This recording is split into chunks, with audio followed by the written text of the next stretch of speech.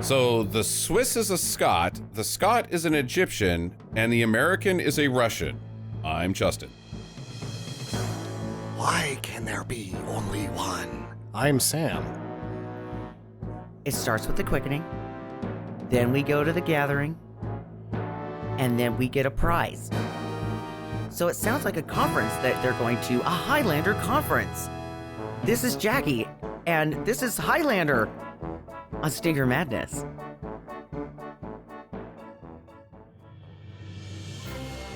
Should have done all this is Jackie, and this is Highlander, and this is Stinker Matt. Like, just hammer that this is in. Who is this is? This is Stinker Madness. It's a podcast for bad movies, by bad movies. Wait, it's a podcast for bad movies? Like, we're making it for them? Like, tribute, like Queen, like a Queen song? Do we need to just start we love all over bad again? Movies. No, I don't feel good today, and I would like to just go ahead and power through. Like, I'm tired, and I want to drink coffee, but if I drink coffee, I think it's just going to make my stomach hurt. But who wants to live forever? The time is here. The time is right. We're gonna get into a fight. Radio. Okay. Kind of magic. Yeah, I want to start by saying that we watched this on Amazon Prime. It's currently streaming on Amazon Prime. I think it's on all the other with ads if you don't have Prime. But Amazon has tags for the movies that, you know, are like, hey, you might like this because it's X, Y, and Z. It was science fiction was one of them, thriller, action, and then thoughtful. It is kind of thoughtful. Oh, yeah? What has this movie done for me lately? What? Thoughtful? Like, oh, that's just so, oh, how nice of it. Thoughtful is what you do when you give your wife a present just because she's having a bad day. That is thoughtful. This does nothing for that. Purely because Christopher Lambert is in it and he cares too much. He cares too much. Okay. He looks at the camera and you go, oh, that's so nice of him. Can he see me? Is he looking? Where is he looking? Right. Yeah. If you guys remember from or missed any of our Christopher Lambert episodes, including Beowulf. Was it what was that movie called? I think it was called Beowulf. Beowulf. Yeah. He's blind as shit and he can't see a goddamn thing. Without his glasses. Yeah. He can see with his glasses that are like special. Like, he really has bad vision. Yeah, he's legally blind. We'll get to that among other things in a little bit. Did anybody pick up on how much he laughs in this movie and how Wizow-esque his laugh is? Yeah, I'm going to get to that in a minute. I should just go now. No, I think we should talk about what a debacle it was to get this movie picked. Oh, yeah. Yeah, that was too. It's my pick, and I text Sam. I tell Justin, I want to do the Highlander. And Justin goes, well, you better text Sam and ask him. So I'm like, okay. So I text Sam, and he's like, no. And so then I picked out like 3 other fucking movies, and he was like, and I mean, this took me like a fucking hour. And then finally he's like, okay, we can do Highlander. It wasn't even that. It was much worse than that. So I was like, well, you know what? I don't know. Maybe we could do Highlander. And then I texted her like, here's the thing, Jackie. It's close to being really fucking cool, but it might actually be really fucking stupid. I can't remember now because I know how much people love this movie, and I probably am one of them. I watched this with my uncle. This is one of my Uncle Tony movies, like Nightbreed and Hellraiser, and so I'm like, I have a fondness for it, nostalgia-wise, but at the same time, like, there's some cool shit in here. But I started thinking about it. I'm like, no, I'm pretty sure that thing's kind of a train wreck. And it doesn't make sense by the end of it.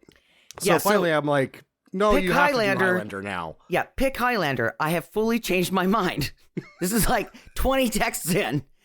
And then one more text just to make sure that we're on the same page. Plus, Queen does the theme song. Queen does the whole soundtrack. The soundtrack is attributed to somebody else. I'll get to that in a minute. Yeah. The score. So, okay. So the script Shadow Clan was written as an assignment by Gregory Wyden when he was at UCLA's screenwriting program. Okay. All right. Heavily inspired by The Duelists, and the idea that when he was standing in the Tower of London Museum, that what if one guy actually wore all of these armor, like this sort of generations of armor that are in there. What if like there was an immortal guy that had actually fought in all those battles? And that's where he came up with the idea. Especially the one that has the giant penis. If you've ever been to the Tower of London, one of them has a huge dick, and it's like where it's like what those underwears where there's a chamber for your balls and then there's a chamber for your cock. It's that. Mm-hmm. You actually it's not just a pretend penis. You actually have to put your cock and balls into two separate compartments in this fucking armor, and you're walking around with your family and there's a penis. Yeah. Armored penis. It's crazy. Yeah, it's more like if you put your cock and balls in the cock space and then shoved a cantaloupe in the ball space. Because one day you went to battle without your armor and you lost all your balls. Yeah. So he turns it in, and his instructor reads it and says, "You need to give this to an agent," and it's sold immediately for $200,000. It's a great idea. Director Russell Mulcahy had already been attached to the project, and through the writing process, there was a number of writers, 3 get credited. The original ideas are kind of muddled. There wasn't supposed to be an idea of there's only one. It's just this sort of really long played out duel, and that in the original script ending, there was actually, when he kills the enemy, there was another immortal just sort of lingering around watching it. Okay. Not threatening in any way, but these are just sort of, it was more of a idea of just immortals living among us.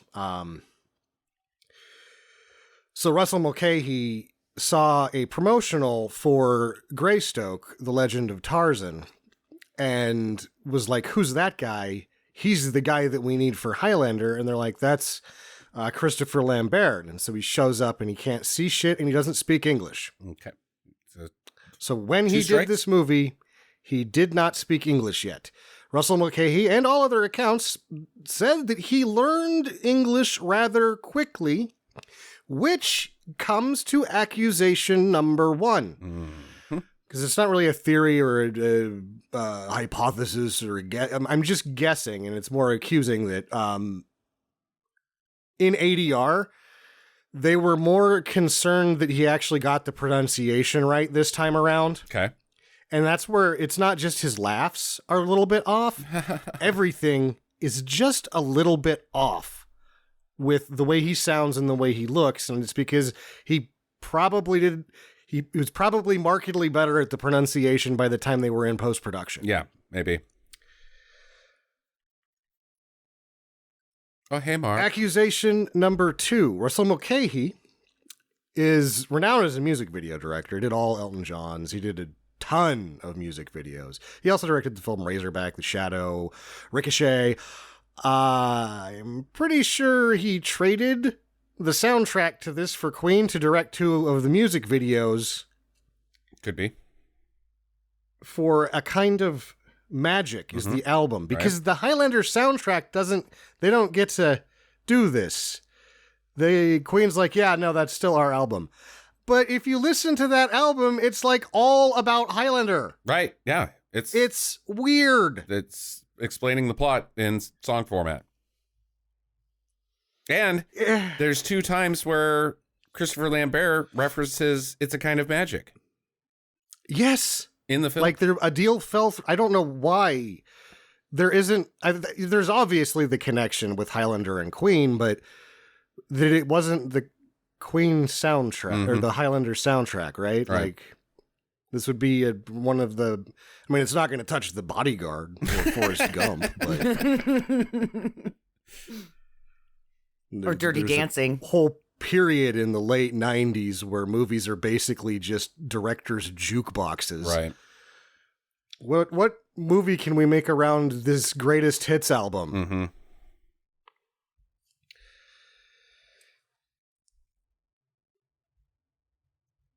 So Clancy Brown had wanted to do a much more serious, maybe more akin to Les Samurai, where in the later stages of the film, he's far more serious, dressed well, and wearing a bowler's hat. Okay. And more menacing in a silent type of way. But apparently Mad Max was still too hot. Thunderdome was out the year before, and Russell Mulcahy, he's from Australia, so they did that instead. Right. And I love it. I love it. It's a bit much. I'm sure he thought, because this is early in his career too, and he hasn't been pretty much relegated to Clancy Brown roles yet. So he's like, this could be my big, plotting. I'm going to make a real good character. And then they're like, no, you're going to be the big crazy guy. And he's like, okay, well, I'm still going to give it 110%. Yeah. And he fucking does. Yeah. He's way over the top. Oh, he nails it. It's strikingly not Clancy Brown-esque. I mean, like, it is the biggest departure from every other thing he's done. He's not, and I don't mean like he's reserved, but he's a kind of a stoic actor. He can be powerful when he wants to be, but this is borderline hammy. And Hammy and Clancy Brown aren't synonymous to me. They're not, and they should be. There should have been more of this, because it's great. I'm good with whatever Clancy gives us. Yeah. Other than that, I mean, there's the Lambert thing. Why doesn't he speak English even though he was born in New York? Because his father was a French diplomat. Mm-hmm. And he lived in New York for 2 years, the first 2 years of his life. Then he pretty much grew up in Geneva and went to high school in Paris. So, but he is French. His father was French. French diplomat. I thought he spent more time in Switzerland than anywhere else. So he lived in Geneva until high school. Yeah, well, could be 14 years or 12 years minus the 2. 12 years probably. So high school's only 4. So he's Swiss. He's a Swiss man. Born in the U.S., but to French parents. And Swiss. Okay. Yeah, whatever. I think he's Swiss. Okay. Well, I guess that means we're ready to get into this. Oh, no, we're not. Okay, Jackie. Because I have a boring bullshit fact. All right. I read this book about a Mormon cult, and the cult leader's name was Warren Jeffs. Okay. And they had decided that the Mormon church was not pure enough. And so he conned all these other people, him and his wife, into giving them their paychecks, and then he was paying their bills, and it was a whole thing. But they ended up murdering one of the families, like the two, because he didn't like the guy. He thought the guy was doofy. Mm-hmm. And so good reason. They took him out to the barn one by one. They had dug a pit for him, and they executed him. And they executed mom and dad and an 8-year-old girl and a 12-year-old that they said was promiscuous. Were they all doofy as well, or was just like collateral damage? Like it's collateral damage because of the dad. Okay, so he's doofy. So, you need to die. We have a strict "do not be doofy" policy in this cult. We sentence you to death in a barn, and the family is like, "Whoa, no, our dad. He is doofy, but he's our dad." And the cult leader's like, "Nope. It's zero tolerance on the doof. If you guys are pro doof, you're done too." So is what happens that they try to kill him and he won't die, and he goes, "I am immortal. I have inside me blood of kings." No, that did not happen. So they buried him alive with not his family. Freddie Mercury. But the reason that this is important is because this Warren Jeffs guy bases his whole cult thing on the Highlander movie. Because he loves it so much that's how they indoctrinate people, is that they have them watch the Highlander movie, and then they follow these rules of there can only be one, which is him, right? And no doofy. So if they're not Mormon enough, there's like watching something that would be on, like, if you're like a super conservative Mormon, this would be like on the no watch list. Right. Yeah. It's got all the bad stuff. And Christopher Lambert is pretty doofy. So there's some contradictions in this whole cult, man. Things don't check out.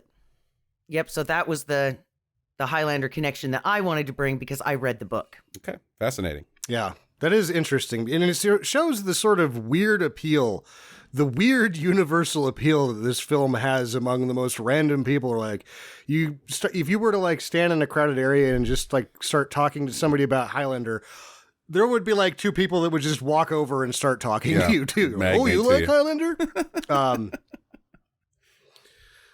Yeah. This has a 24 Metacritic score. It was not loved by the critics, not universally loved by the critics. In fact, they hated it. They did, because it's a fucking mess. Gene Siskel, in fact, said that the villain they described the villain as someone who feeds children to dogs, and he said, that's what it was like for me. Like I was fed to dogs while watching this movie. Gene Siskel. Little harsh, Gene. That's rough. Little much. I mean, I can attest that this movie isn't a quality filmmaking experience, but it's hot shit. I love it. I mean, it's just, you can be hard on it for not being tight in certain areas, or just kind of, this doesn't make sense. This is way too over the top for the suspension of disbelief. This is kind of goofy. Where is he looking? But as a whole, it's a pretty sharp sword, if you will. Well, we'll get into that, but yeah, a little harsh there, Gene. I'm sure that the child that was reading your article while getting eaten by dogs was like, dude, below the belt. Not cool, Gene. Yeah. Not cool. I actually also feel that the sort of critical reassessment that Rotten Tomatoes has given it is a little too fond, because it's got a 71 on Rotten Tomatoes. Yeah. I feel like 61 is more where this should be. Did you wear it with nostalgia sunglasses? Because that's the only... Yeah. All right. So basically how we're going to do this, because Highlander is not a linear timeline movie, we're going to break this up into two sections. The before time, then we're going to do the present. So if you get confused on, no, because then that scene happens. Well, that's why we're doing it this way. It's just going to make things easier for everyone. So basically what we got going on is that Sean Connery at the very beginning of the movie comes on and reads the opening scroll to us that there's these guys, and they've been hanging out for a long time, forever basically. And one day they're going to get together and have a murder party, and then they get a prize. And that's what we're dealing with. Sort of. That's what he says here. I know, that's what he says. And then depending on which version of the movie, this line of dialogue could be cut. And I don't know if you guys saw this or not, but there's actually a clear point where in discussion, when there's only so many of us, when there's only a few of us left, then we'll be drawn to a common area and we'll finish the gathering. There's not like a huge murder party. It's really going to be three or four. It's a get together. It's a get together. Yeah. It's not a party. It's a get together of murder. I would also like to say that this movie started out hot for me because as I'm reading the text on the screen and listening to Sean Connery, I realized that he says gathered and not the gathering. Oh, nice. And so it was like, oh, this is the best take. And they were like, no, he's not going to get it. Fuck it. This is it. It's the closest one. Mr. Connery, sorry to interrupt. I want to note that you mixed up. Okay, I will. Shut up. And that's what they get. It's not even that. It's like, Mr. Connery, he left. He had 3 more pictures to do. He slapped you in the face 3 times on his way out. You don't remember that? Yeah. He called you a saucy little tart. And then left. All right, so back in the oldie Scotland, in the Highlands, there's a clan named MacLeod clan of MacLeod, and the leader of the clan of MacLeod is Connor MacLeod. After they make a very slow title sequence so they can just blast Queen at us, which is pretty awesome. Yeah, but we're skipping to the past now. So MacLeod's like, I guess just the next in the line of MacLeods to take over Clan MacLeod. He doesn't seem like he's awesome. Everybody loves him. They're all cheering, yeah, MacLeod, woo, off to war he goes. And then this is where Justin and I get in a fight about the blonde guy behind him. Because I'm like, that guy was in Braveheart. And Justin's like, nope, he's not. You're just being Scottish. Oh, that's James Cosmo. He's in Braveheart. Scottishist. Yeah. And so for the next 5 minutes, Justin's teasing me, and he's like, that guy was probably in Braveheart too. Jackie sees and a then Scotsman. We get a close-up of the guy, and Justin was like, oh, I guess that guy was in Braveheart. And I'm like, God, I told you.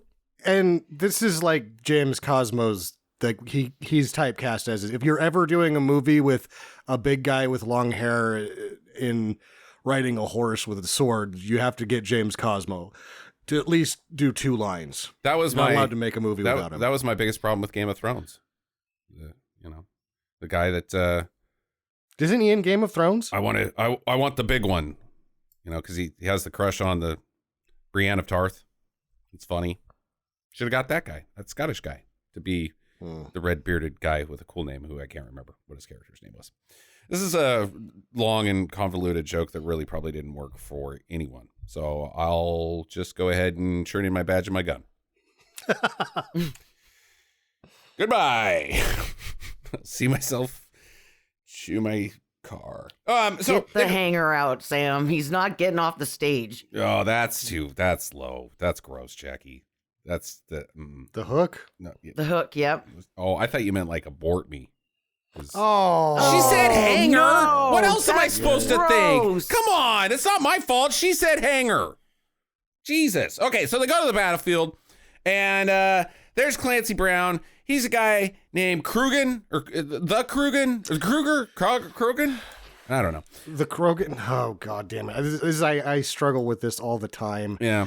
Kurgan. The Kurgan is named that because there's a like the widely accepted theory that all of the Indo-European, like Russian, started in one area, and that they call them the Kurgans. Okay. So he's super old. Okay. He's got a rad helmet that's like a skull helmet with teeth, like a saber-toothed man helmet.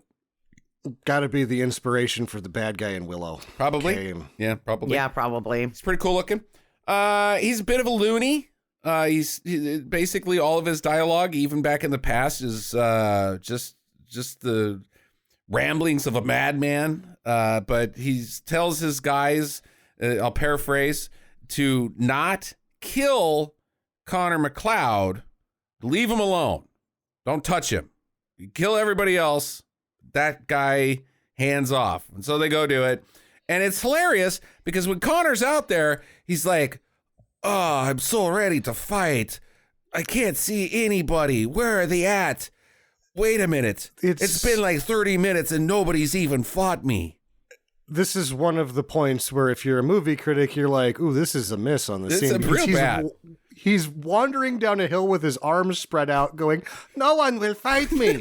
no one will fight me. So dumb. What? Hey, guys, I'm over here. Come on, this is making me sad. I care about no one fighting me. Did I get lost? I can't tell. I see globs moving around, but no one will fight me. So finally, Clancy rides up, or Kurgan rides up, and like he's like, I'll fight you. And he gets off of his horse, and like you expect Connor to be like, yeah, all right, this big long, Scottish longsword fight, and he just walks up and stabs him right in the tummy, and Connor's like, oh, he goes down. It's so bad. He's like the worst. Like, no one will fight me. No one will fight me. I'll fight you. Okay. Stab. Oh, I don't like fighting. Owie, that hurt. Ow. I'm just nobody told me it would be like this.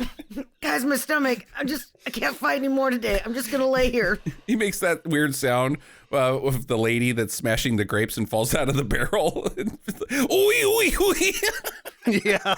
Ooey, ooey, ooey, ooey. Ooey, ooey, ooey, ooey. Are you okay? Oh. All right. So the Kurgan's gonna end it all before the movie even gets started and chop his head off. But then, like, Connor's guys are like, "Hey, get him!" and they like carry him away. Yeah, they push off the Kurgan who I guess gets bored of it and just leaves. Okay, fine. I'll do it later. I'll see you someday again, Connor McLeod. Yep. Worst of my enemies I've ever fought. I will finish you later. I've got, maybe they pushed him off of a cliff. He might just be taking the ducks on the front end. Because Connor McLeod is not tough. No, he's not tough. But he has to just get bored. Jackie, they can't push him off a cliff. He's an immortal. He's been chopping the heads off of other immortals for thousands of years. He's got their power. He should have no problem with anybody on this battlefield unless they're like, hey, what's that over there? And he's like, huh? And just walks over to it. Even though there's not anything there. It would have been rad if he would have, emperored a few people, with some lightning. Can't do that. They don't shoot lightning, Jackie. Yeah, but they get struck by lightning in this movie and nothing happens to them. Yeah. So why can't immortal. they? Yeah, but why can't they use cliffs and drowned? That doesn't mean they're batteries. They're not fucking Thor, Jackie. They just get struck by lightning. People get struck by lightning all the time. They're just not immortal. He doesn't like it when he gets struck by lightning. He goes, oh, and falls off. Oh, what the fuck? All right. So he's dead-ish. They pull him in to the huts or wherever the fuck these guys live, and they're like, oh, there's nothing I can do for him. And everybody's like, no, our fearless leader. Wait, he kind of sucked, right? Did you see him on that battlefield? Maybe we're good with this. Okay, all right. Yay! Oh, he died a brave death. What a fine Scotsman he was. The tales shall be ribald. The bards shall sing, and they leave the room, and he wakes up because he's an immortal, and he's like, God damn it, I still can't see anything. I think somebody stabbed me. My tummy still kind of hurts. And so he gets, they're like having beers. Yeah, they're like having a big party outside this fucking room. And he comes out like he just came out of the bathroom, and he's like, oh, hey guys, what's up? We throwing down tonight? Victory party for kicking the ass out of that Kurgan guy? And they're all like, abomination! Kill him! Yeah. His fiance is like, he got better too fast. He obviously made a deal with Lucifer. Right.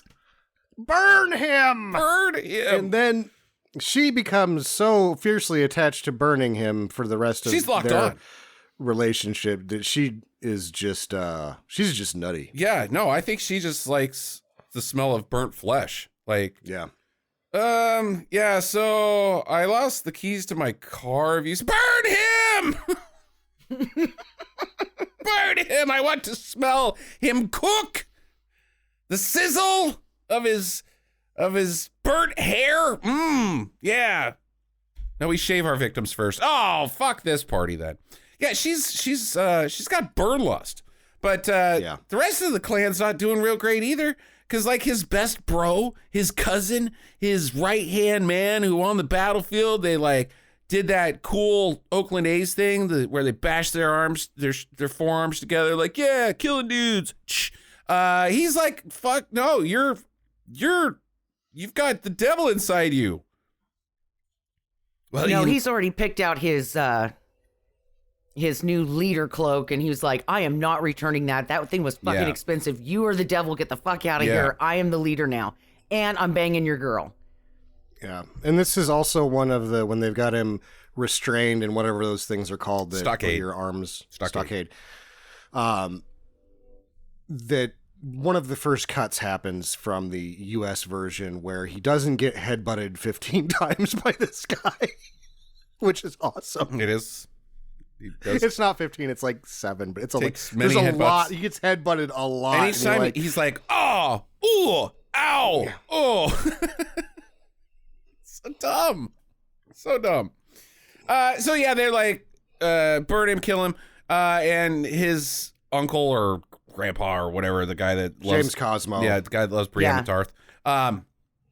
He's like, you better get out of here or else. And he's like, you're right. I don't want or else. So he basically exiles himself. I mean, Yeah. I like this scene because the Cosmo gives him the kind eyes, and they have a little bit of a goodbye moment there. yeah. That's the thoughtfulness of this movie, Sam. That's where it's, Not letting the villagers just continue to kick the shit out of him because he's immortal and he's not going to die. So all the villagers just all that aggression that they had against him all those years, like they're there to give it. We could have the best ruler of all time, Clan MacLeod for a dynasty of 2,000 years, but we're not going to do that. We're just going to stay shitty mud dwellers. Well, they got their ass kicked in that battle. Well, so they're already down a peg. They didn't know that their guy was immortal. Hey, you're immortal. Let's train you up, man. We'll get you. Yeah. We'll get like just this big, like a diving bell helmet for your head, and send you into like just take over the world.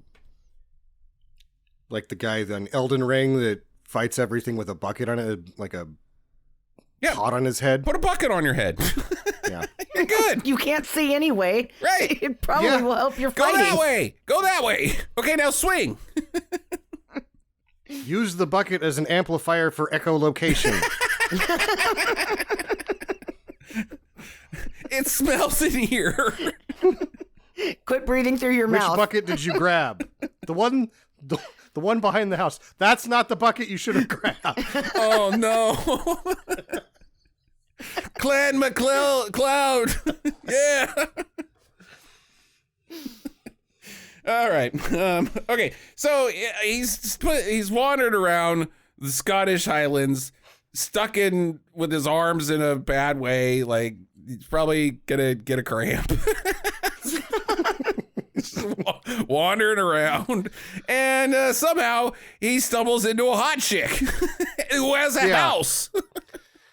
In the terms of the movie, it kind of works a little better when it's nonlinear because you see these flashbacks because they're skipping over a lot. Like, how did he get out of the stockade? We don't know. Right. It doesn't matter. He did. He just bonked into a wall at some point and the stockade like broke. Oh, I'm free. It got too old. Yeah, right. It just rotted away. I've been out here around 500 years. For 30 years. Sitting on a hillside waiting for this thing to rot. But yeah, he finds a hot chick and she's like, hey, where are you from? And he's like, don't talk about where I'm from. Okay, well, marry me.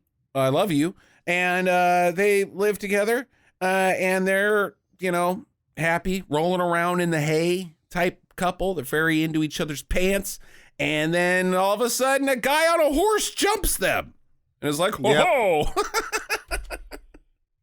And a beautiful red outfit with the most beautiful cape I have ever seen in my entire life, made entirely of peacock feathers. It was fucking amazing. I think there's a whole faction of Highlander fans that are mostly just enamored by Sean Connery and how he looks. Ho ho! Excuse me, lovers. It is me, Fancy Man from Spain, via Egypt, because I'm Egyptian from Spain, and I talk like this. Well, why though? Because he's actually from Scotland, right? Oh, it just so happens that my accent fits this countryside perfectly. So you're Scottish? No, I'm from Spain. Okay, so you're Spaniard. Egypt. No, I'm Egyptian. I don't understand. Okay. You're looking pretty white to me, buddy. Where's your sword from? Japan. Where's your horse from? Chicago. It's like the Briscoe County Jr. joke. Utah, Johnny, Montana. Yeah. Where are you from? Idaho. Okay, so Connery's cool. He's this guy named Rodriguez or Domingo. Yeah. Juan Sanchez Rodriguez. Yeah. And this is the Egyptian last assumed identity. Okay. And he's like, oh, hey, so here's the deal. You know what? I'm not going to do the Connery throughout the entire movie. That's ridiculous. Here's the deal. I'm super old. You're not super old. You were born like 30 years, but you're going to be super old because you're immortal. And together, one day we're all going to get together and kill each other. And that's the story. So any questions? A couple. Well, we don't have time for that. We have to go get you electrocuted during a lightning storm that I'm calling forth. Maybe Jackie's right, because it seems like very coincidental timing that you're getting electrocuted by a lightning storm right now, and that's called the quickening. The quickening, yeah. And what's the quickening? I don't think I'm going to take the time to explain, said Sean Connery, not me. What's the quickening? That's what it is. You get close to another immortal, and this is the sort of power you feel. That's all there is to it. It's like you get a power aura. Yeah. Yeah. Huh. Oh, Which and subsequent versions, like the death part's called the quickening, and that's not true, really. Right. He says that at the end. I don't know. I don't know and understand the quickening at all. He's like, so you suck. I saw you fight the Kurgan. Well, I saw him stab you. Let's put it that way. You're probably the worst Scotsman I've ever seen. You have no business holding a sword and would be better picking up manure with your hands. Rob Roy would not poop on your face. Yeah. He wouldn't take the time to do that. So we got to train you up. And that involves throwing you in the lake. Step 1, making you balance on a canoe and then tossing your ass overboard so that you realize you're immortal and can breathe underwater and just kind of walk around down there. So in your version, he's saying stuff when he's underwater? Yeah. That's the more funny version. It's in the silly. European version, he's just kind of down there looking around, blowing bubbles. It's still very silly, but in the US release, which I've seen as well, it's goofy as fuck. It's goofy as fuck when he's down there. He's like, ha ha ha ha ha. It is Christopher Lambert laugh, and all these bubbles are coming out as he's laughing. He's just standing, and like he chops some like kelp. He's like, ha ha, ha ha ha. I'm underwater. And like, dude, this is our guy. This is our boy right here. This is our guy. This is our guy. Damn it. When I'm mulling over whether like I'm revisiting all these things in my mind and changing my mind through 40 text messages with Jackie, I like going, we kind of got to do it because I think he might suck more than Mel Gibson at the beginning of Braveheart. Right. But I don't think he does because Mel Gibson sucks really bad at the beginning of Braveheart. Yeah. The whole time I'm sitting here, like Sean Connery's having a picnic on the side of the road while Lambert's glubbing under the water, and some traveler rides up and says, "Excuse me, sir, could you point the way to Edinburgh?" And Connery says, "Oh, it's funny you should mention Edinburgh. One time I spent the night there and was invited by the king." And tells this long, elaborate story that involves like turkey legs and some swashbuckling and rescuing a damsel in distress and then proceeding to spend the night filling all of her orifices. That is the movie I want to watch. Sean Connery is the immortal whose story seems like that's the one we should be enjoying. Instead, we've got this buffoon who's at the bottom of the lake building sandcastles. There's in any forum about Highlander, there's a guy at the bottom going, "You guys are all idiots. We should be clamoring for the Juan Sanchez Rodriguez Moot prequels, goddammit." That's the tale. He regales Heather later. She's like, "Wow, you had sex with that lady? That's fascinating." It's funny you should bring up sex, Heather. Why are we stuck with fucking McLeod? He sucks. I thought that, did you just skip over all of the training montage? No, I'm still bitching that he's rad and he tells these stories and people are like, "Oh my God, you're amazing," except for us. Like, we get denied. What a jit. Okay, so anyways, it turns out you're immortal and you can breathe down at the bottom of the ocean, and there's more of us, we've existed throughout time, and McLeod's like, "Well, how come?" And he's like, "Well, just 'cause." Oh. It's sort of lightly glosses over a point that the series tries to stress more is that there's many of us, some are good, some are bad, and that the good ones are basically just trying to keep the bad ones from killing everybody, because then there'd be enough good ones that the gathering would just never happen. Okay. So I mean, that's the thing. This part, like, this doesn't make sense because you have to watch the fucking series to get that, right? Okay. Yeah, but why though? That's what. Then they wouldn't have to kill each other. No, but that's what McLeod is asking. He's like, yeah, but why though? And Connery's like, well, just cuz. Don't know. Same thing. Just cuz. That's just cuz. Oh. And then we get the shot of 2 fish falling out of his butt. Right? Yeah, he got some fish. He put some fish in his pockets while he was down there. It's like, oh, that's really weird. I brought lunch. You know what? I think I'll see myself out. You know what? I'll just be the Highlander. I'll just take over. You don't worry. You go enjoy yourself with your sandcastles, and I'll fight the Kurgan because I'm awesome. God damn it. So he eventually, after them fighting on top of sword training on top of mountains for a while, and yelling, chasing after deer and being like, I feel it. Feel what? I don't know. And then jumping into an ocean. I don't know what you guys are doing. Running on the beach. Together. You feel it? You feel my heartbeat and the animal's heart. Like, what the fuck? What are you guys doing? It's Sean Connery's moment to outshine Lambert. Because he's like, I can run faster than you. Look at me go. Actually, Lambert runs pretty fast. He runs a lot faster than Connery in there, I thought. Kept pace with a horse. It was a deer. No, it's Connery's at one point on a horse, galloping on the beach and making Lambert chase after him, and Lambert's holding his own to a horse. Ocho Cinco. Yeah. I mean, suck it, Tom Cruise's. Lambert's the running guy. Okay, so he's ready. Oh, you're good. You knocked me over. All right, good. But here's the deal, Heather. I know she's like totally smoking hot. But you can't. She wants a family, and you can't breed. So you gotta, let her go.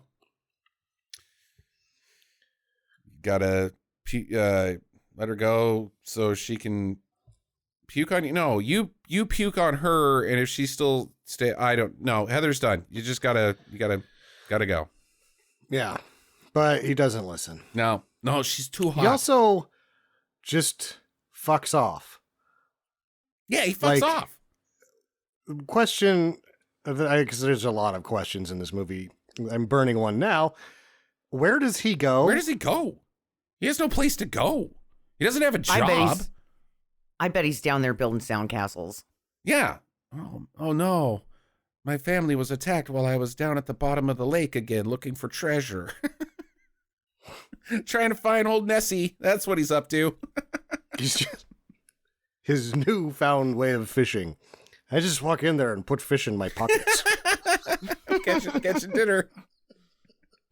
Yeah, because back at his house, Heather and Connery are having that discussion. They're having a grand old time. She's like, another bottle of wine. Should I crack more wine for us? And so you can tell me more of the ladies you've had relationships with.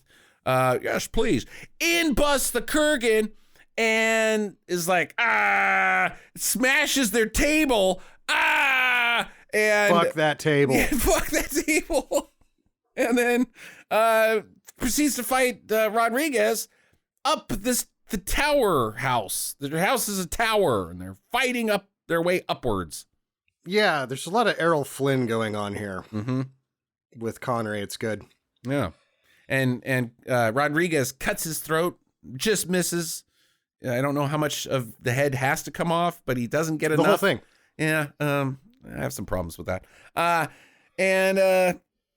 So he cuts him, and he's bleeding, and he's gurgling, and that's where he gets the scar later. And then he pushes him off the sledge, and he falls down, and Heather's still standing around at the ground floor.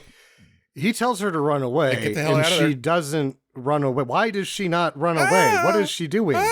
She's just sitting down there screaming. Is she more afraid of the lightning than a monster man? And her house collapsing on top of her. Collapsing around her, like, run! Get the hell out of there, lady. Damn. And they fight all the way to the top of the staircase, and it ends with Rodriguez getting the chop. Kind of went down, like, he only got stabbed.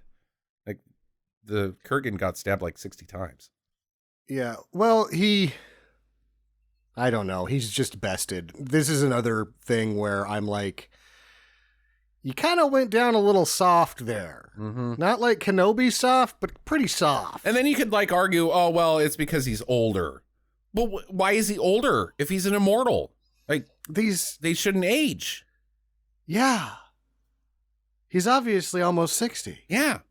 Oh, I may be immortal, but I still need the Bengay. Yeah. So I'm kind of wondering if, like, you have to die before you become immortal. So he didn't die until he was in his 60s, so that's the body that he has. That's an interesting theory, It's an Jackie. interesting theory, Jackie. Let's run with it. Ha-ha! I'm gonna run with that. We yeah. solved the problem. Good work, everybody. Yeah, so what happens if you never get, like, if you die of, like, old age, and then you wake up and you're like, oh, no, kill me. We can't. Oh, it hurts so bad. Oh, I'm 97 years old. And that's when they created the guillotine for self-head choppings. Self-head shopping, the mobile direct delivery guillotine. Get yours today. $19.99, 3 easy payments. All right. So he's dead. The Kurgan, we see he grabs Heather, and then it cuts away. So it probably doesn't go great for her, but we don't know. And then, But we do know. Well, we find out later, but at that point we don't know. It's probably not great for her. We'll find out later. So next time we come back to them, Heather's okay.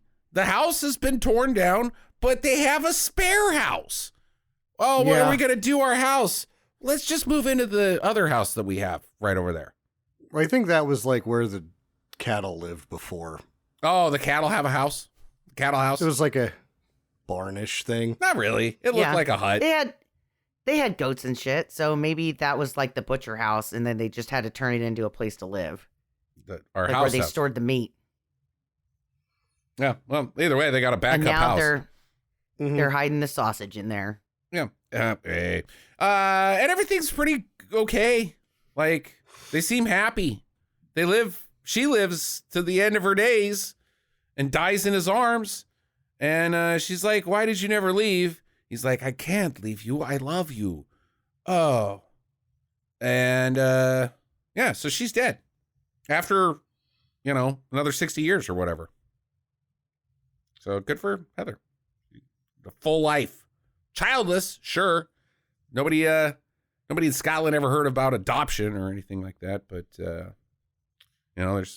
there's these babies that are being eaten by wolves. You probably could have got one of them, but no. Do you know that one of the archetypes for Santa Claus was a Scotsman who rescued the poor children who were unwanted, who were just thrown in ditches. That's how you got rid of unwanted children. You just toss them in a ditch. Tossed them in a ditch back in the old time. Handicap. If your child was handicapped, it was like a lock. You'd go in the ditch. Let's go back to Highlander. Well, yeah, the Santa Claus guy, he finds them and he gives them a nice little life, and now we have Christmas, and he throws toys at us. It ends well. Made by the child labor he saved. Yep. That arm still works. Back to work, you shits. Says Santa. Ho, ho, ho, now die. Okay. So, so the Scotland chapter of his life is over. The next time we see him, is a tale about during the 1700s where he's in France and some guy challenges him to a duel with swords, and he keeps getting stabbed and keeps getting back up because I guess he's super drunk because he's immortal and he's having a good time. And then it ends with the guy's assistant getting shot in the ass. Yeah. Like, shoot him with a gun, sir. I will not. Which should have been missing from your version. That's interesting. It didn't make any sense to me. Why'd you shoot your guy? Why did you shoot your guy? Seems like he was like very loyal. Maybe not as helpful as he could be. Yeah, well, he keeps kissing him on the mouth, and I thought that was weird. But they're French, Jackie. You know? Baguettes and mouth kisses. It's called French kissing for a reason. Get your tongue in there. Yuck. Oh, sir. Good stroke, sir. Now let me. You've won another duel now. Open up. Dumb. I don't know why he kills this guy. And then the next time we see him is in World War II. He's running away from Nazis, and he finds a child, Rachel. Okay, so you saw the director's cut. That's not in the original U.S. release. Okay. They'd seen that Russell Mulcahy is so mad that was removed from the American release was the World War II sequence where he finds the young girl. Okay. Yeah. And he turns her into his secretary. I shall raise you to be my secretary. I'm thinking that that's not really what happened there. He just raises her as his own daughter. Yeah, I think there's, I don't know. I think there might be some more stuff there than that, Sam. Hope not. We'll get to it at the end because I watched the last time I saw this, I saw the U.S. release of this. And so what happens later with her when he leaves does not make any fucking sense. Okay. Well, now without this scene. We are in the present, and he's at a wrestling match at Madison Square Gardens. I'm pretty sure that was Hacksaw Jim Duggan. I don't know. I didn't recognize any of them. He was running. I didn't either. Ricky Steamboat maybe was in there too. It might have been Ricky Steamboat, yeah. But either way, we got on this side of the ring is the traitors who betrayed America. Yeah. Wait, what? And over here, the Freebirds. Who? Bunch of Confederate guys versus the Freebirds. I thought the Confederate guys liked Freebird. Apparently, you didn't watch very much AWA wrestling. Yeah. Play Freebird. This is on point with that series. That in 1986, independent circuit wrestling made about that much sense. Yeah. Okay. Well, go Freebirds. Anyways, he's there. What the hell is he doing there? And because this is the beginning of the movie starts like, okay, this might have some stuff in it because there is a fucking shot that swings around the entire arena and then does like a zoom in on where he's sitting. I don't know how they did it because today you would do that with a drone, or if it's outside, you do it with the chopper. It's a jib shot. It's a pretty goddamn good jib shot. It's a pretty good jib shot. Yeah. Like that camera is swinging around. Well done. Well, I applaud that shot greatly.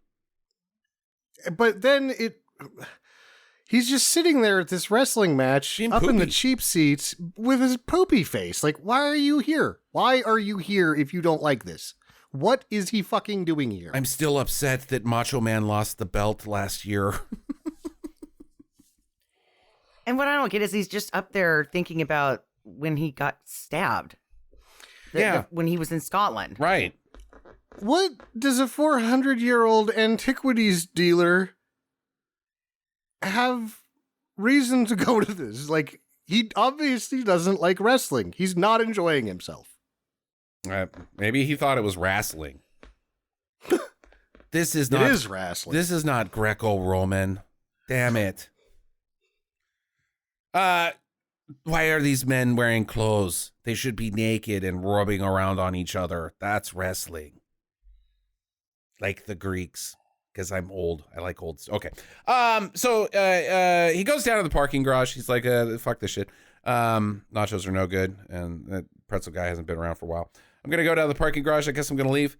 and some guy in a suit jumps out. He's like, ah, and he's got a rapier, and he's gonna fight you. Ah. So later in the movie, someone will describe it as a broadsword, and I'm like, it's a rapier, god damn it. It's a fucking rapier. You know what the fuck that is? And so they fight. He pulls out a katana. They're like, wait, Scott, it's katana. Sanchez's sword, or Rodriguez's sword. Right, but we don't know that. You know, it's a katana versus a rapier fight. This is kooky. Yeah. And then they're like going at it, and this other guy, he starts just doing backflips all over the place. Like, where are you going? Just backflipping everywhere. Like, away. Like, not, haha, I dodged your blade with my athleticism. It's like, no, you're just going over there to the end of the garage. Now what? Mm-hmm. Then I'm going to jump on the hooves of the cars and run. Yeah. There's at least once, but maybe twice, where the backflipping guy is attacked by McLeod, where he just like runs at him from an angle like, where did you come from? You were just over there. You were over there. You were over there, and now you're just like sprinting at him from a completely different place in the garage. Yeah. Anyways, it ends with this suit dude getting the chop, obviously. And the cars around him start freaking out. Like, they're like everything starts blowing up. Yeah, but they're like, it's so much they're wind. Driving too. They're Christining. Like, some of them are like hopping, like in the lowriders Dr. Dre video. Yeah. It's weird. It's just weird. And I guess is that the quickening? No, the quickening was the feeling that they get when they see each other. What's this? He just kills him and takes his power. There's no cute This name is the for transfer of power. That's what it is? Yeah. Like, that's not great. They need a better word for that. Like, this is the administrating. I think that's why they probably just retconned it to that's the quickening later. Okay. Yeah. Or you could have just added a name later, but whatever. So he hides his sword and runs off. Like, why'd you put your sword there? That's your sword. Well, no, I mean, he's gonna get arrested and he doesn't want to have a sword. Why is he gonna get arrested?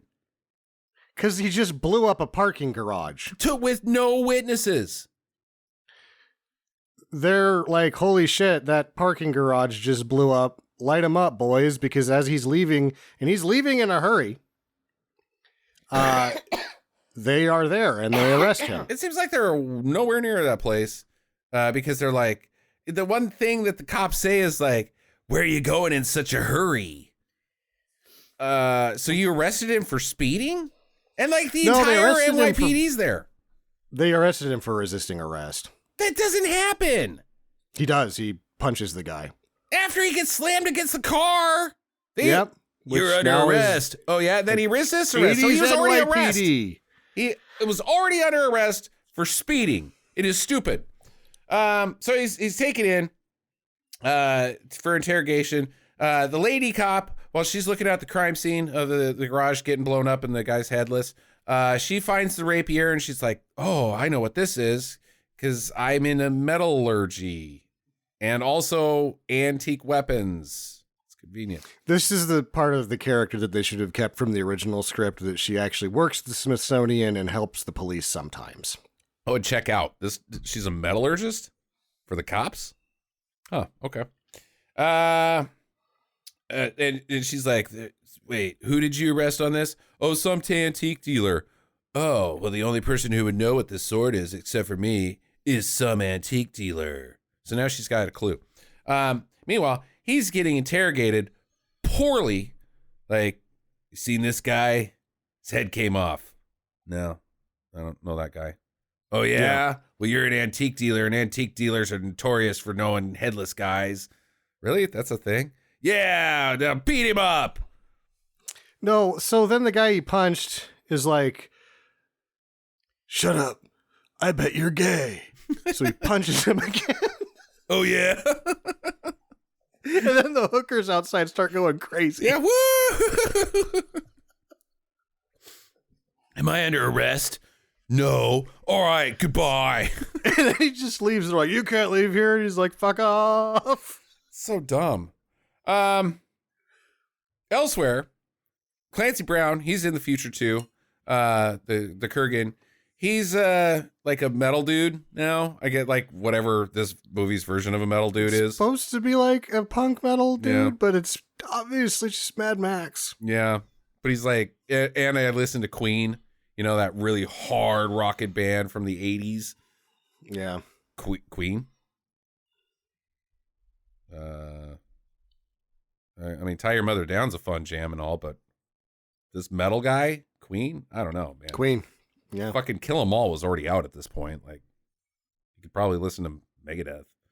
Or, I mean, Megadeth wasn't around, but you get my point. Motorhead? Yeah. Any of this. Queen? I don't know.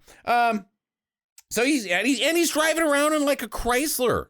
Like he's got a salesman's car. This doesn't make sense. I think by his pattern of behavior later, he's just stole a car and he's putting whatever tape was in the car. I can't live without my tunes.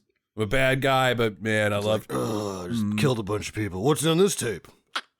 Ooh, Queen. All right. Cool in the Gang. All right, I'll roll with it. I'll try it. Yeah. You know, these guys are fun. They're funky. They're funky fun. So he goes to this shitty motel, and he's like, I need a room for $20. Okay, here you go. And do not disturb sign, please. Oh, we don't have those here because I just randomly send hookers into rooms because, you know, that's what I do.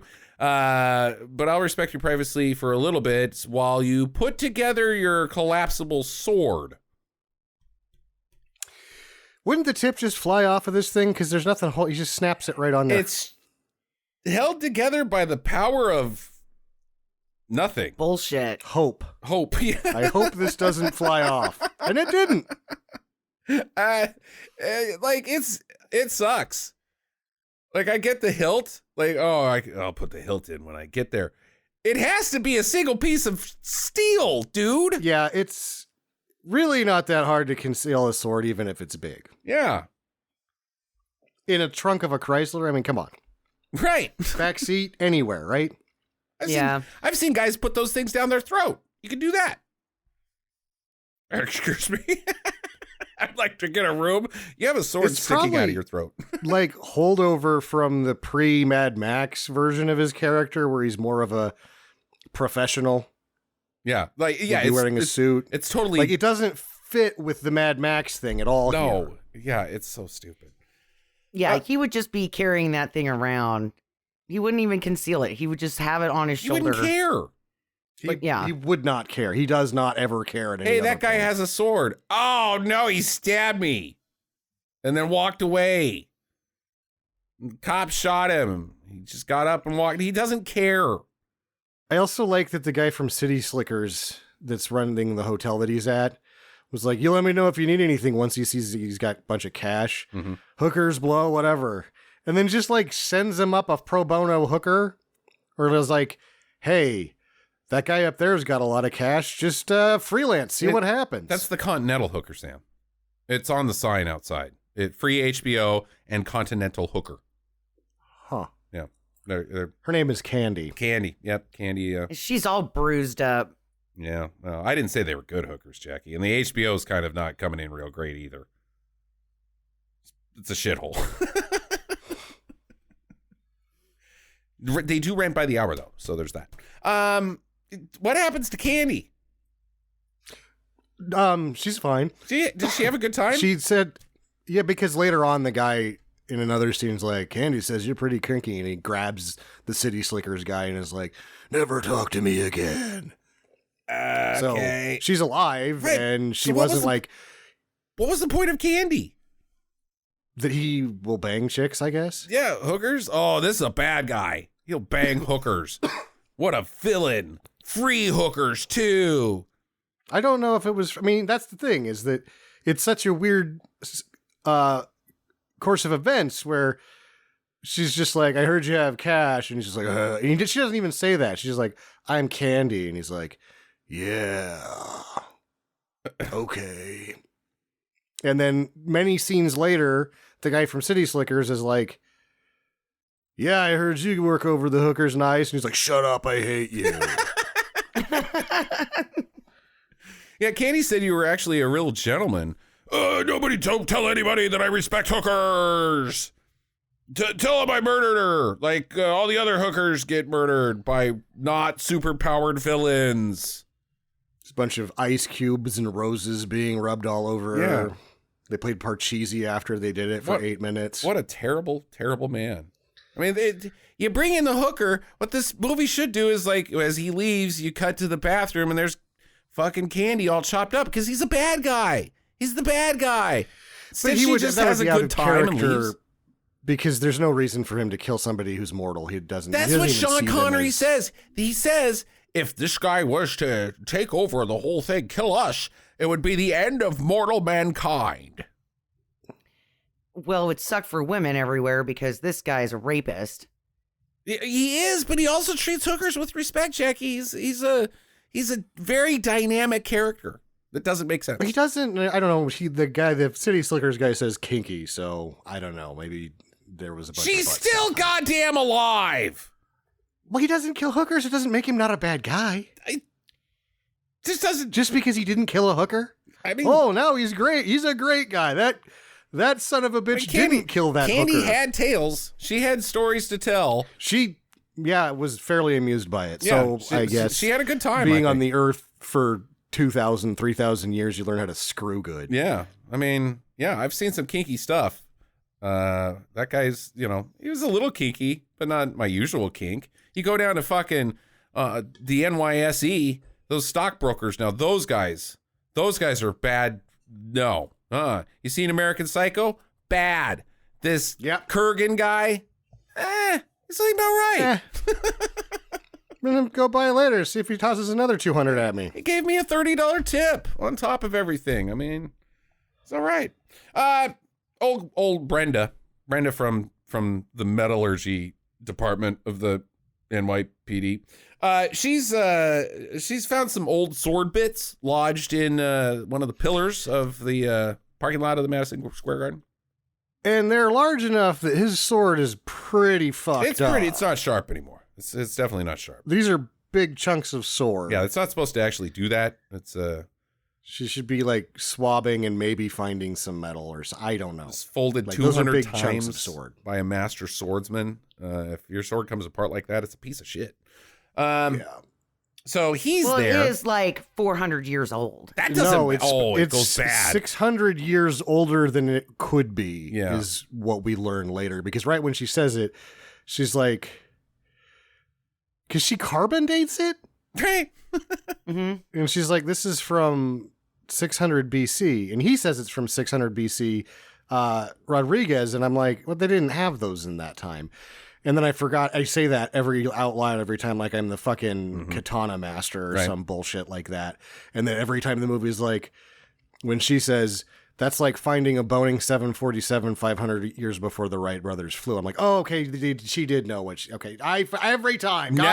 Never doubt the NYPD's metallurgist, Sam. Metallurgist. Yep. They're carbon dating. Yep, they know. Well, he's there to get back his sword, and he's like, oh, I better hide over here so she does not see me. And he's like checking her out and stuff. And then he's like, oh no, she's about to see me. So I run away and I kick this can as I leave. And then she leaves and she starts stalking him.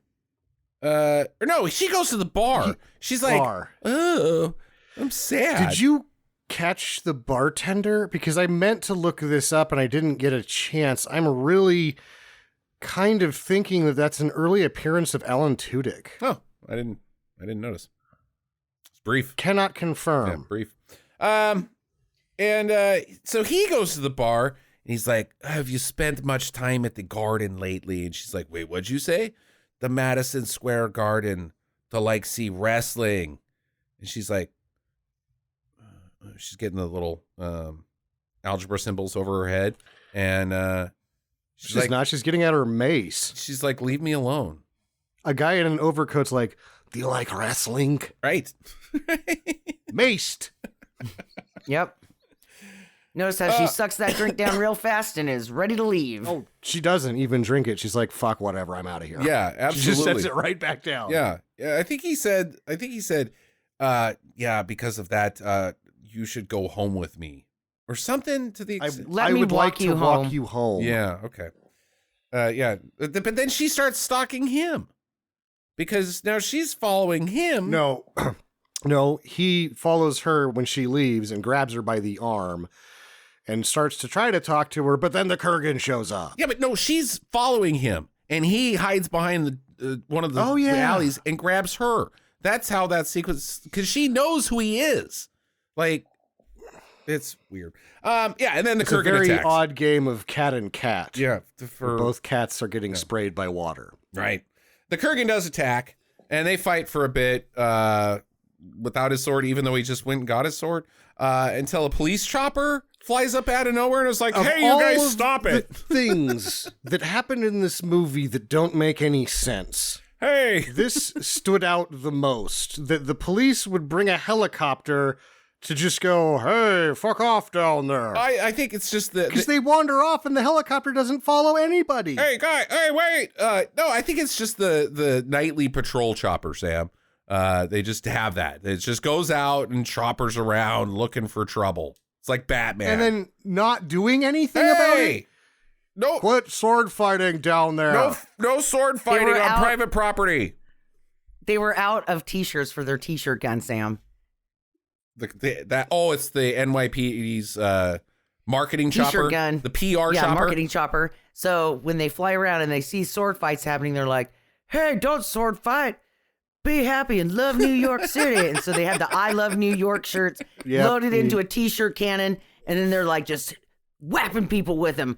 And then the guy's like, my fucking eye. And they're like, but it's a free shirt, buddy. What are you, like an extra large? And Krugen's like, yeah. And then he catches it with his sword accidentally, and he's like, I need another one. We're out. We only have the Big Apple ones now. Damn it. Fuck you. I'm out of here. I love NY. Okay, so it's really stupid. Oh boy, I gotta skip back to the present.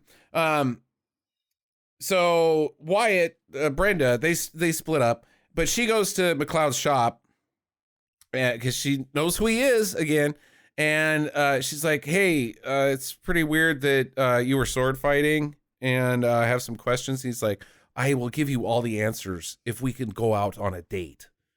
Oh, okay. Well, it's worse than that. Work and dinner? Huh. Because he's like, do you cook? I forgot about that. Wow. Jesus Christ. A little old fashioned. Yes, he is 400, but fuck, man. So he goes to her house. She's double dutching here because she's also got a tape recorder hidden because she's going to get all the deets. And he immediately finds it because she's taking a really long time to put on her earrings for some reason. She also is wearing a denim blouse with sequins. Hell yeah. There's a couple of things, and I never really thought about Roxanne Hart being the hot stuff but because she's not in that much stuff, but she wears a couple of articles of clothing that look rather stunning on her that I was like, if you saw it on the rack, you would be like, burn that trash. Yep. He brought a bottle of brandy from 1783, and she's like, oh, well, that was nice of you. This bottle's worth $30,000, and I'm cracking it for our night together. Oh, well, that's thoughtful. She tries it, and I feel like the film should at least have warranted her going, whoa, that's really fucking good. What is that? Or something. She's just like, oh, 200-year-old brandy. How about that? Okay, whatever. I'm completely unfazed by the fact that you cracked a $30,000 bottle in front of me that has been closed for it's seen the American Civil War, it's seen World War II, it's seen all these JFK's brains coming out, and you brought it tonight to share with me. That is amazing. I made spaghetti. With ragu. And you brought this. I am ragu inferior and hamburger date partner. Ragu with But turkey I sprang burger. for the Kraft Parmesan cheese in the shaker. Mm-hmm. Not the generic. So yeah, I did some stuff too tonight. You know, it's not just all about you and your $30,000 a bottle of brandy. So Parmesan. my question is if we took a bottle of brandy like you like to drink, Justin, Yep. the Aesop or whatever that is, VSOP. yeah, VSOP, whatever.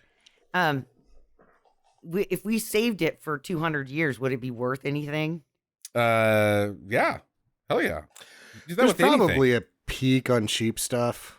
I've heard that there's certain wines and certain processes where, like, after this age, it's good, and then it's going to diminish slowly. I still think like you stick something in the ground and 200 years later, it's worth more than it was when you put it in the ground. That's just how that works. Yeah, unopened now, it's worth more than it would be drank. Yeah. So yeah, totally. Probably not that. That looked like it was expensive back then too. I don't know. Anyways, so he's like, oh, okay, well, I'm calling your bullshit because I found your tape recorder and I brought your book, your metallurgy book that you wrote. And she's like, oh, dang it. Now you know that I work for the police. He's like, yeah, it's pretty obvious. So that's the present he gave her, was her own book? Here's your book. Why does she work for the police? How did you find that? It was at Barnes and Noble's. How does she work for the police? Exactly. I don't know. So he leaves, I guess. Yeah.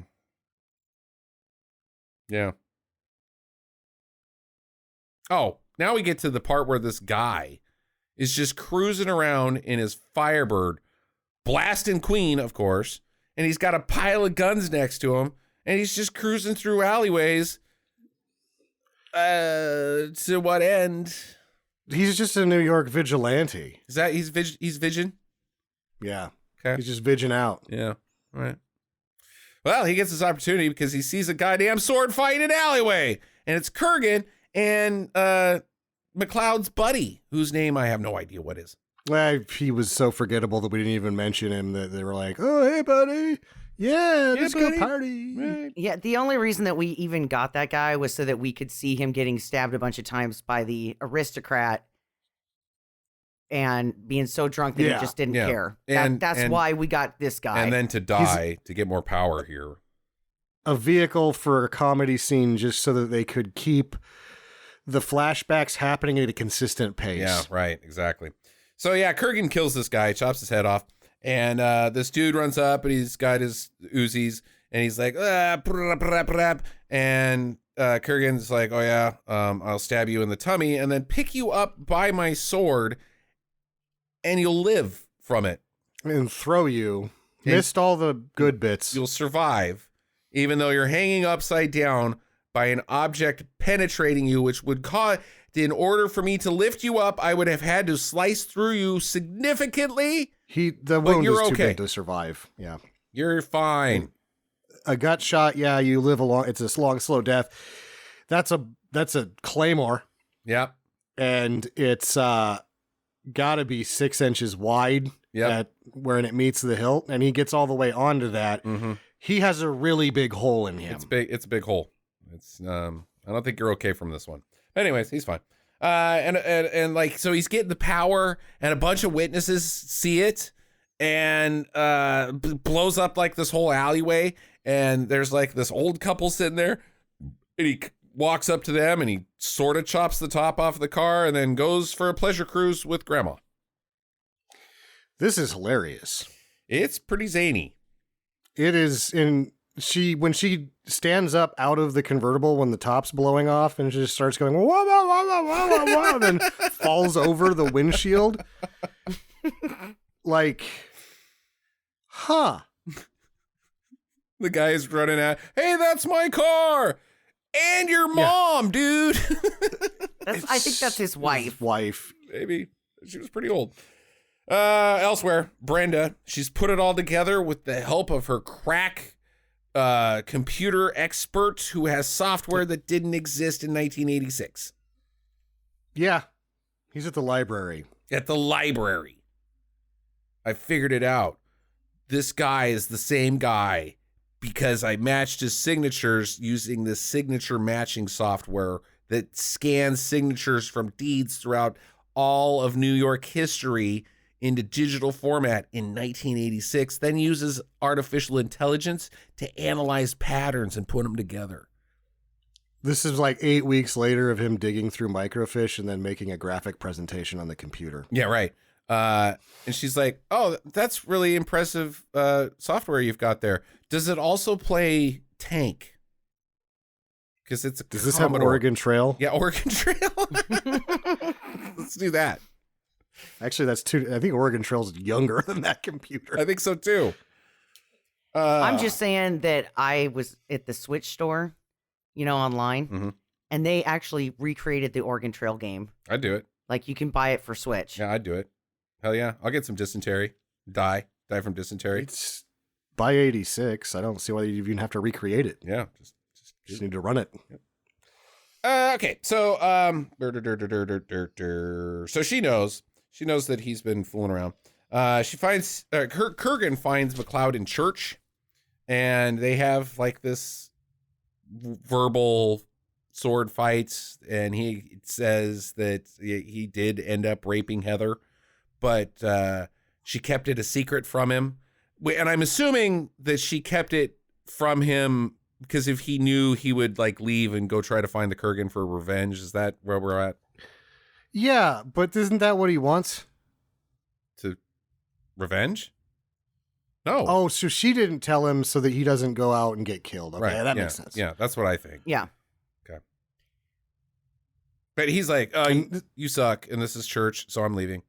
And then Kurgan proceeds to give quite the eccentric performance to the priest.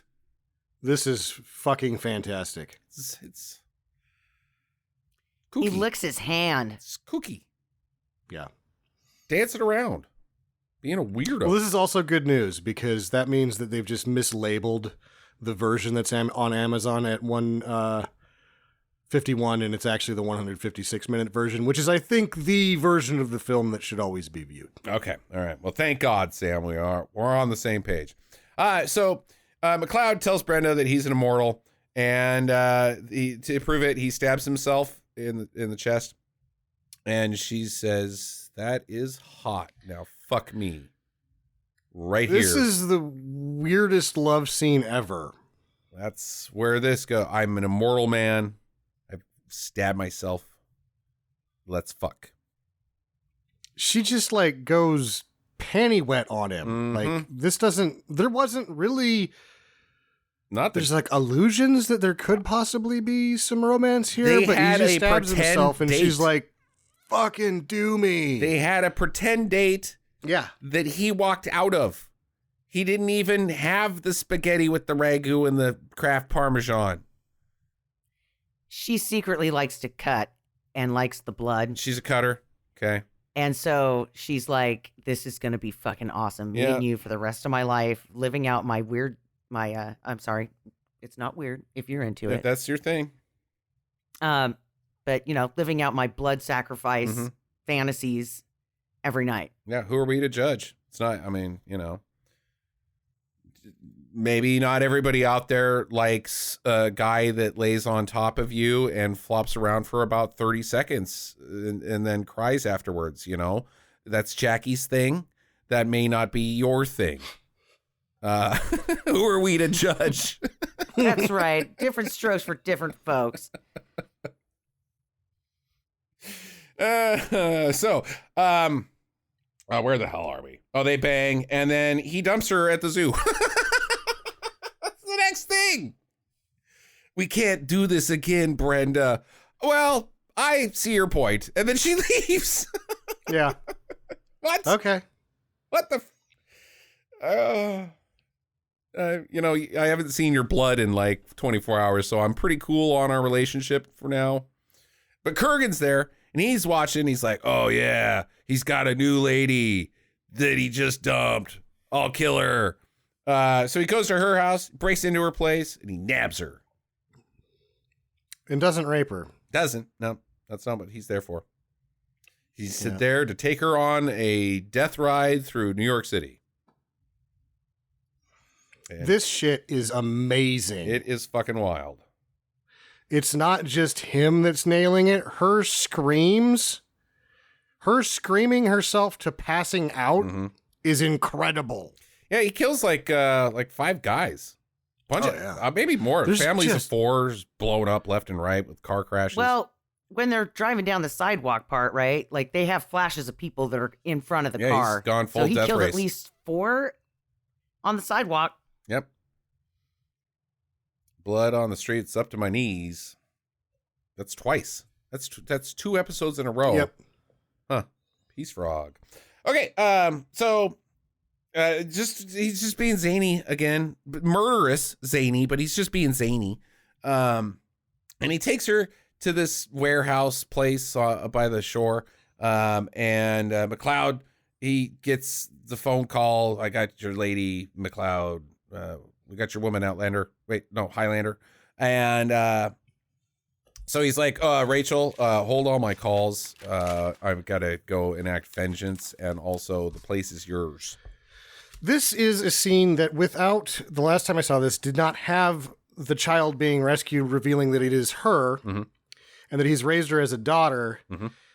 This scene, this time around, plays very magically for me because he gave her a life that's a normal life when she's like, you're not coming back. It's like, that's kind of like her dad dying to her right there. It is not her dad. They banged, Sam. They banged at some point. There is a scene where she is like, oh, I want to be. No. Yes. There's lines of dialogue where she's like, you have to at least try to be in love with somebody again, because he's never done that in her life. Like me. So, no. He raised her as his daughter. She was given a normal life by this man, and I thought it's a very special and neat little moment in the movie. Don't try to soil it with your... It's not my dialogue, it's hers.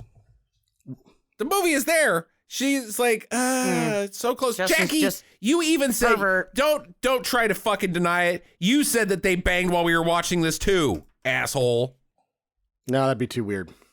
It is weird. It's weird how they're touching each other's faces and stuff. Like they have had an intimate moment together. Like he raised her as his own daughter. Like he raised her to be his secretary. That's not. She is his secretary, and they banged. Yeah, but she's. But now looking back on it, I'm going to agree with Sam that there was nothing. There was no funny business. I don't know. Especially because she says goodbye to whatever his name that he's assumed Colin. At that moment, knowing full well that he's actually Connor McLeod. You were kind of a wanker anyways, McLeod. They fight on this giant sign, or he gets there, and they fight on this giant sign.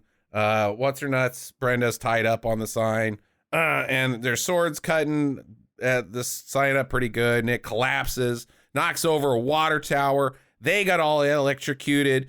Brenda has fallen. The sign has fallen on top of her. She's crushed with like parts of scaffolding going through her stomach, through her body, or she got electrocuted because it's grounded. Or when it fully collapsed, she's dangling off the side of the roof and she falls to her death at the bottom of the building.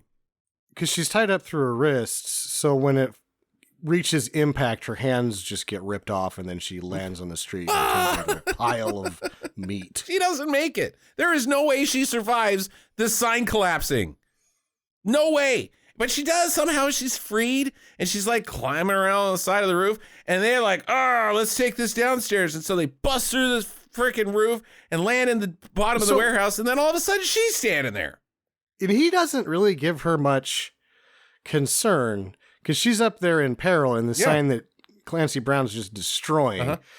And he's like, zipline, I'm out of here. Oh, God. Yeah. So now they're down there. She's down there. And, like, she's just there to watch, I guess. Like, I'll just stand over here and watch this fight. But they're like inside now. Oh, they're on the rooftop. That's right. Yeah, they collapsed. They went inside.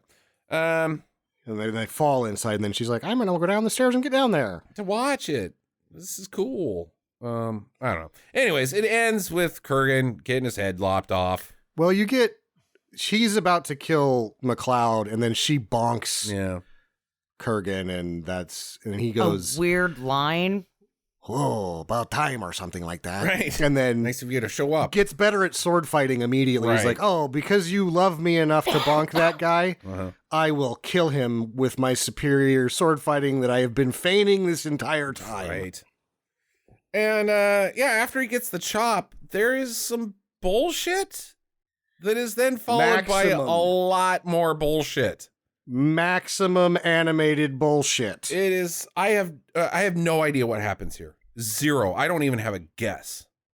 This is just as good as the bullshit in Poltergeist. Yeah, it's pretty poltergeist bullshit. It's almost the same thing. Yeah. Yeah. There's some kind of demon dinosaur thing that eats all him of a the couple bad of times. ones, because Kurgan killed almost everybody. Okay. They're the last two. They're the last two. And it wasn't like he didn't really do killing of anybody that wasn't bad. So Kurgan killed almost everybody. So he's Dexter? And has almost everybody's power. And he's got however many powers, but he was just real dandy and fast, and those sneakers worked out for him. And so all of the spirits of the evil guys and the bad guy, everything's going into him. All of the power is going into him, and we waited. I guess it was too expensive to have minor lightning effects in the transfer of power earlier, but now we're getting all of the bullshit at once, and it goes into him. Huh. Yeah, because it never happens any other time. You don't see like the spirit of that person going to him. It's just some bullshit. That's okay. So he's evil now? He's got all those evil guys he just inside has him? all of the power of the Immortals in one, and he's still him. He doesn't have them inside him. He just has all their power. But some of them, I guess, I don't know. It doesn't make any fucking sense. How about that? We're monsters attacking you while you're in the air. And he's like, oh, just floating there. I don't know. Yeah, what's supposed to be happening is he's getting all the power, and what we're seeing on screen is he's getting attacked by neon Tasmanian devils. Right. Oh, okay. All right. That makes sense. All right. So they moved to Scotland, and now he can read minds. That's what's... No, that is not what he says. What he says is, I can sense all of this, which that omniscience, he has omniscience. But the gift, the prize, was actually making him mortal. Right. So then he's basically like helper God for a day. So he gets to spend the rest of his life living out with Brenda in a normal fashion, but he can use this omniscience however he sees fit to make the world a better place, which will then turn to my number one question. After he does that, does the cycle start over again? Well, that's basically my number one question. I can't imagine how terrible the sequels are, but guess what they are? Sam, have you ever seen a sequel? I've seen all of the sequels. Oh, shit. Well, you can't play. And I've seen most of the series. You can't play. Jackie, you've not seen any of them. What is your guess that the sequels are? Because there can only be one, and he's the last. So having a sequel negates the ending of this movie, and also, beyond the fact that Highlander 2: The Quickening ignored the fact that it confused. Couldn't be. Is your name Jackie? It also ignored the fact that this shit didn't make any money at the theater. Did you grow boobs and hair? Because I believe I asked I had to get Jackie. that out before she answers it. Okay, Jackie, what happens in the sequels? I think it's his son. Okay. Wait, he can't have kids. No, he can now because now he's mortal. That say that? With omniscience. Yes, that he can breed now. Okay. And so I think that it's his kid, and then the cycle starts over, but the kid is the first one. But so he dies in a tragic bike accident. He rides motorcycles. He gets hurt and dies in the hospital, but then Uh-huh. he miraculously comes back Okay. from his injuries, and his dad goes, "You are the one," and then other ones start popping up, and we get the weird news stories about them, and that's how they all find each other. So it's just like, but you just said Christopher Lambert's still alive. Like, that's the cause is when there is just the one. The rulers of this Immortals rules are like, oh, we gotta add some more Immortals in there. We're getting low on Immortals. Let's get some more Immortals in there. There's only one. We're down to one. Oh shit. We gotta get some more guys in there. Because? Well, just cause. Doesn't make any sense. The only thing that would work with the limited amount of rules that this movie sets up in its own little universe is that when he dies, that's redispersed and this whole cycle starts over again. And we're talking about 4,000 more years before there's another gathering. Right. Which doesn't, that's not the movie we're going to watch. Which means that Highlander 2 is like so futuristic that our minds couldn't even handle it. It's like that weird thing in the Time Machine where he goes and hangs out with like the blurps or whatever. I don't know. It's like that shit. Yeah, no, that doesn't work. That's not the sequel. That can't be the sequel. And if it's Jackie's idea of the sequel, it breaks its own goddamn rules. So it's just, this movie should, you knew that there was going to be a sequel, guys, when you were making this movie. You can't have it end like this. How did you know it was going to have a sequel? Because it's a one-off script. Yeah. It didn't make any money at the theater. Any money. It didn't make any money at the theater. That this has a sequel is mind-boggling. And after we get through the Christmas cycle, if somebody doesn't pick Highlander 2 first, I'm going to pick it because it's widely regarded as one of the worst movies ever made because it shouldn't exist. Yeah, it shouldn't And then the third Highlander ignores the second one and then goes, we'll try to make a sequel to this movie that shouldn't have a fucking sequel. And then the series finally happens, which is created by the guy that wrote the original script, because he's like, well, you can have all the Highlander you want, just make it parallel to when he's alive. Isn't Highlander the series concentrate like, on all these great stories in the past? Isn't it? And that's what it is. And season 4 and 5 of Highlander are really good. 1 and 2 are okay. Isn't it? 6 is terrible. Isn't it? Just Kane in Kung Fu. He just walks the earth, right? Kinda. Okay. But you get different periods. So there's like that whole period piece thing, a little science fiction.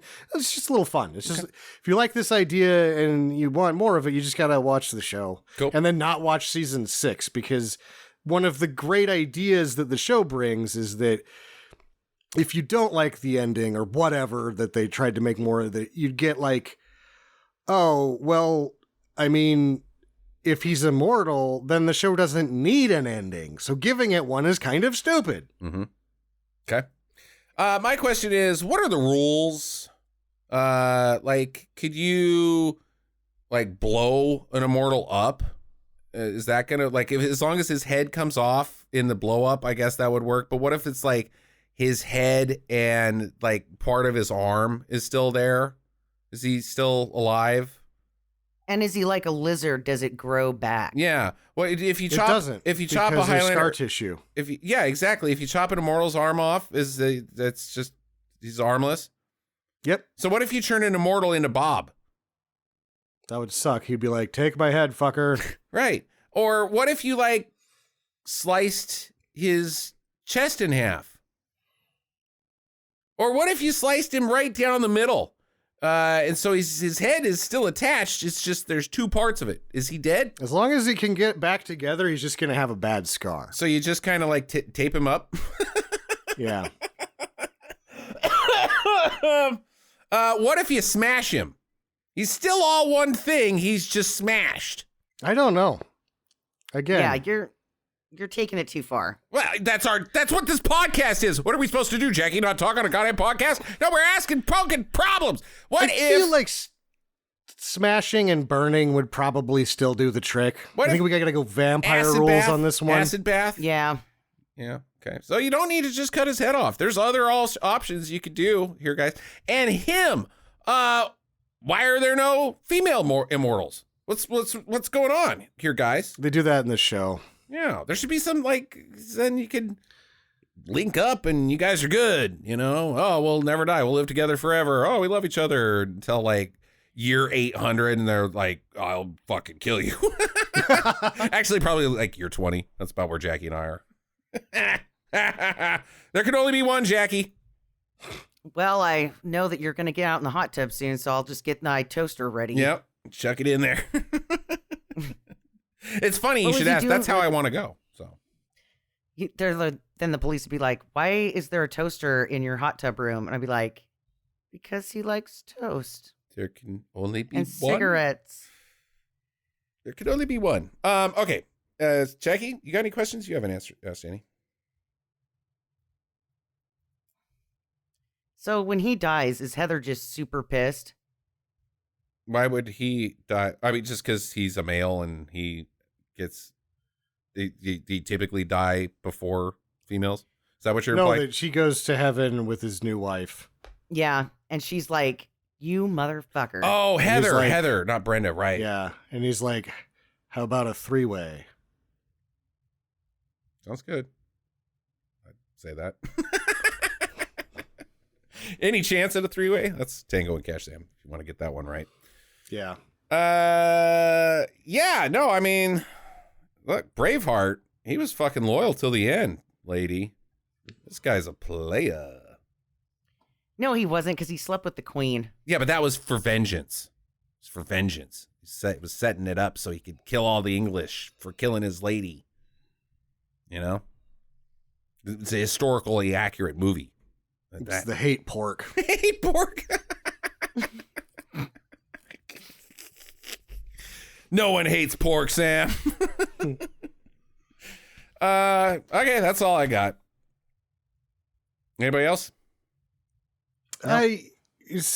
I kind of like one question left that, like, is there a lot of people that actually really like bad movies and don't realize it because this is so popular? Yeah. I don't know. I just think that maybe that, like, they were 14 when they saw this and their names were Sam, basically. This is a movie for 14-year-olds. If you're a 14-year-old dude and you see this, I'm pretty sure you're going to like it. As an adult man, you're seeing it, and that's when I saw it, but I hadn't even thought about it really hardly in the last 30 years. As an adult man seeing it, I'm just like, this is fucking silly. Why do people like? It's fun, but it's silly. If you go into it knowing full well that it's a hot mess, but it's an electric shit on fire, you're gonna be like, "This is awesome." But if you go in and people are like, "Oh man, Highlander, that's a good movie," you're like, "What are you talking about?" I know that you can be allowed to love this movie, but this isn't good. Are you 14? Because this is what a 14-year-old thinks is a good movie. It's seriously like if Robert Hamburger liked swords instead of guitars, you'd have Highlander. Yeah. Oh, like their love, that's like a really conflicted love that they have is what, or whatever a 14-year-old's words would be to describe. Like, no, why is there even a love story? Here's what this movie should be. 90 minutes. You kill a guy, kill an immortal, you get his power. There's no fucking gathering. It's just like we have to stop that one guy from killing everybody because if he gets all the power, he's gonna destroy Earth. The immortals have to get it. This movie is so complex and tries to do so many stinking things that is like the easy thing is the right thing here, guys. You over fucking a love story, crime drama. Yeah. What? But no. But then again, like, let's say we stuck with the original version of the script, which is exactly what you're talking about. It wouldn't be what it is. Like, this beautiful disaster couldn't, like, it, that would just be some movie that would be like a sleeper. Like, oh, did you ever see that? What's the one with Tom Berenger, Sniper? Yeah. There's like nothing wrong with that, but it's not like, the people that have seen it are like, that's a pretty tight little unit. But it wouldn't be this. Like, this whole phenomenon is because they tried to jam too much crap into a simple idea. Yeah. All right, let's just get to it. Final recommendations. Let's start with me. Yeah, I mean, it's a do. It stinks. It really stinks. It's outlandish. It's ridiculous. It's corny. It's stupid. It's really stupid. But yeah, I mean, it's fun.